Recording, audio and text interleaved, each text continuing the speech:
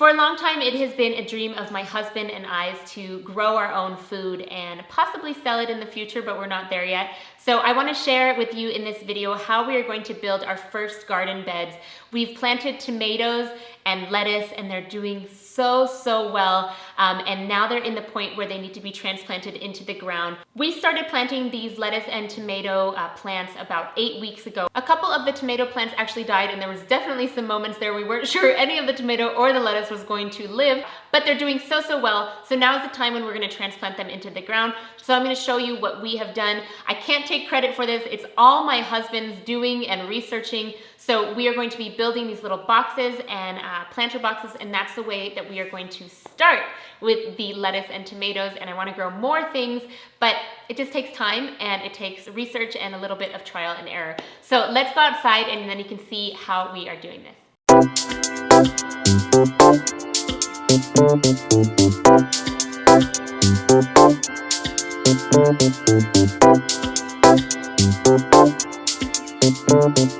This is for supporting the corners. So like if you have like a corner this way, then you put this one in between. Just to put a bit more support into it. I don't know what I'm doing.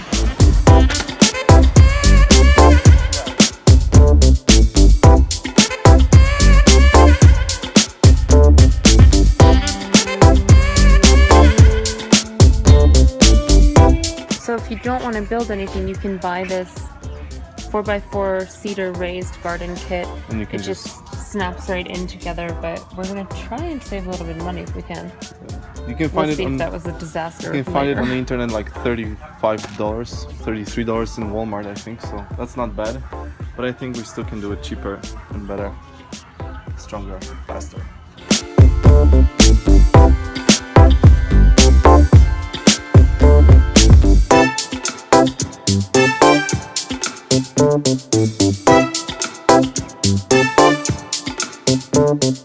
This is not very far from our future home and very far from where we're living right now, but this is the area that we will do it. This gets a lot of sunlight.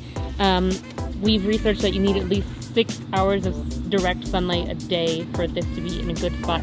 This is a fairly level ground, but it kind of is at a slope, so we're going to see what we need to do with the beds, if we need to level them at all. So yeah, and here inside, handyman himself working at it. That's right, a dancer who has a lot of potential in a carpenter. Yes. All right, let's do this. Let's do this. So what we did here is we divided 4 planks into 2, because I'm going to rise the bed and I'm going to stack it. And then these are our poles that we're going to put in the ground, and also we're going to screw the boards into it in the corners. And now, since I'm a dancer and I've never done this in my life, I'm going to wear my protective gear and saw some planks.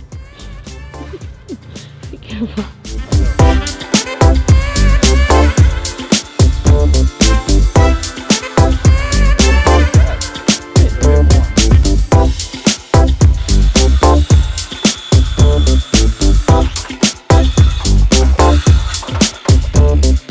Done!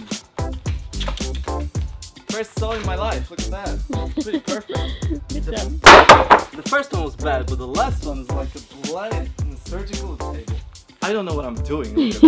I mean, Dad has equipment of that, so I am using all his stuff. He introduced me to sew 5 minutes, done. Here you go.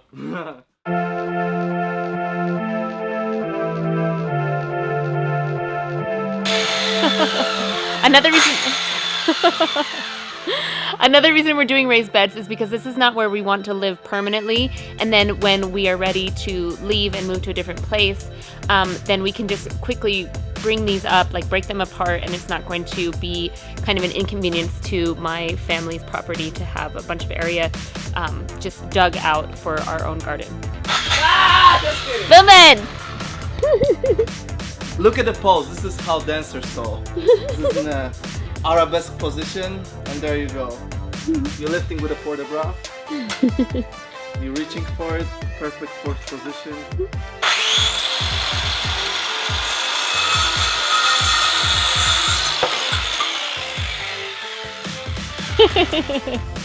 Whoops.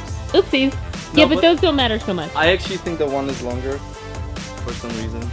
We'll figure out. Because you got it wrong. There's always a reason to the art, but it doesn't really matter. They will go into the ground, so it's not like a big of a deal. All right, now let's make the framing.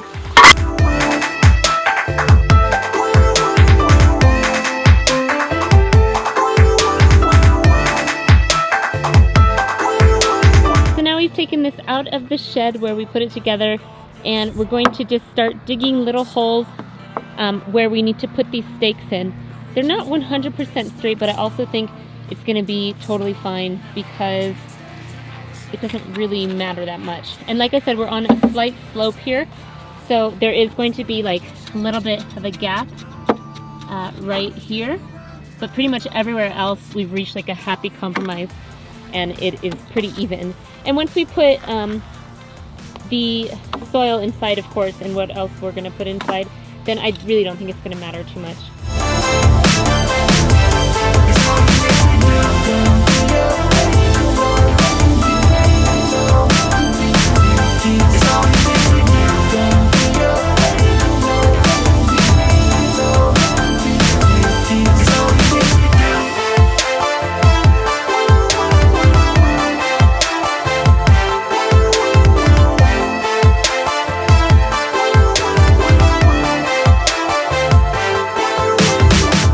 Alright, so that is the finished product. We're going to take a break, and then we are going to grab our tomatoes and our lettuce and plant them in here and see how they do. Hopefully they're going to be just fine. My dad sanded the top layer of this so we don't get any splinters, and it looks absolutely gorgeous. Here's our beautiful lettuce. We're going to wait on our tomatoes because we feel like they're not quite strong enough to withstand this wind. So we're just going to let them stay outside longer and longer every day until they get a little bit acclimated, because tomatoes can get burned by the sun really easily, so they're very sensitive. And I want to show you guys over here, we have some marigolds, which are companion plants to grow with the tomatoes. So right now we're going to plant the marigolds and the lettuce, and hopefully everything does really well, and then we will show you when we plant in the tomatoes as well. Let's get to it.